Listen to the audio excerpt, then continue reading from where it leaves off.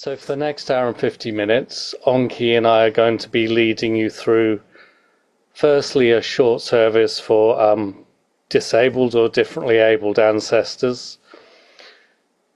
And then it will be Reclining Zazen. From its outset, really, Treeleaf has been a place that attracted people who couldn't get to bricks and mortar, physical Zen spaces or Buddhist practice spaces for a variety of reasons, but one of those being disability and chronic illness. And we'll be doing Reclining Zazen here. But for some of us, it's not a choice. I've been in past rohats, I've been doing a mixture of Reclining Zazen and Sitting Zazen, and this year my body pretty much won't hold me up long enough to do seated Zazen for half an hour, because that's how my body can do sitting practice now. And we're going to begin with a short service for differently abled ancestors. And the same goes for different people we've had coming in with different gender identities, different sexualities, and as we have here, different physical ability. And we've got people in the Sangha as well who are neurodiverse, and they bring another set of circumstances to practice, and they can teach us about what it's like to do sitting practice with ADHD, or to navigate impermanence when you're autistic and your brain likes routine and things not to change. And hearing from those voices is really valuable. And another of those different voices is people who are sitting with disability or chronic illness. And a while back, Jundo and I and some others who were at Treeleaf at the time went through some records, and we found people in Buddhist and Zen history who practice with chronic illness and various challenges. And it was interesting to find those people, because you imagine for a lot of them there was only lay practice. The chances of them actually becoming priests and monastic were low, and it still is. And I was talking to Onki this week, and he was saying, I hope he doesn't mind me saying, that he's so grateful for Treeleaf and Jundo for having the chance to ordain, because it wouldn't be possible anywhere else. And I feel exactly the same.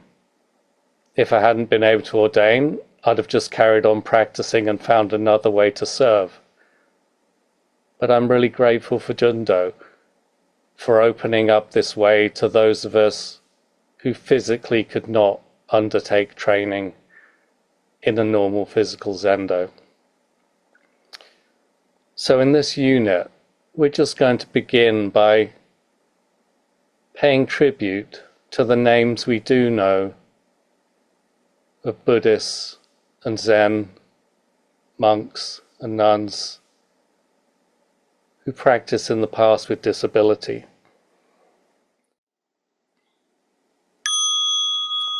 Buddha nature pervades the whole universe, reality existing right here now.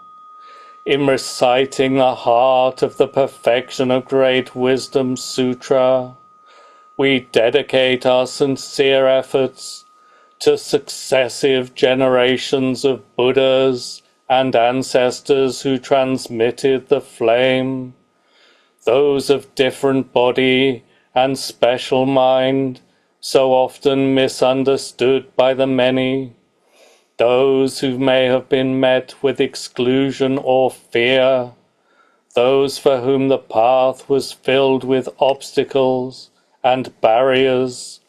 We honor those for whom entrance was so often denied and halls once barred. Successive generations of Buddhas and ancestors who transmitted the flame.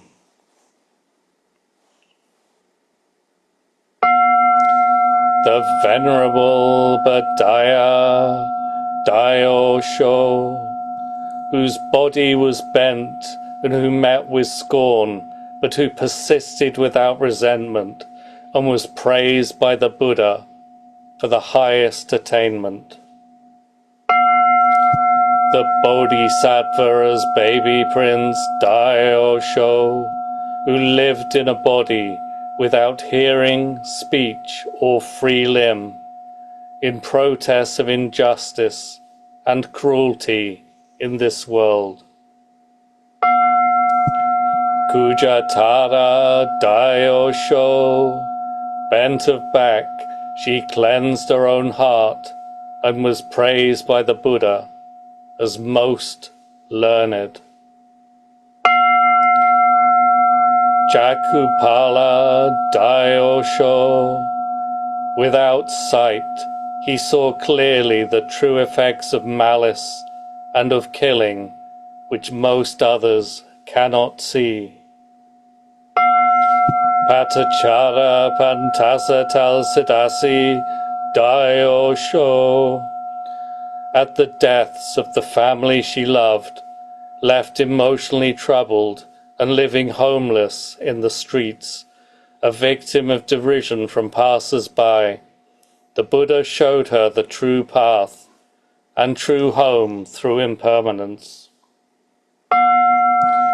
Sanu Dayosho, prone to fits then little understood, seizures once thought an evil curse, he opens all our eyes.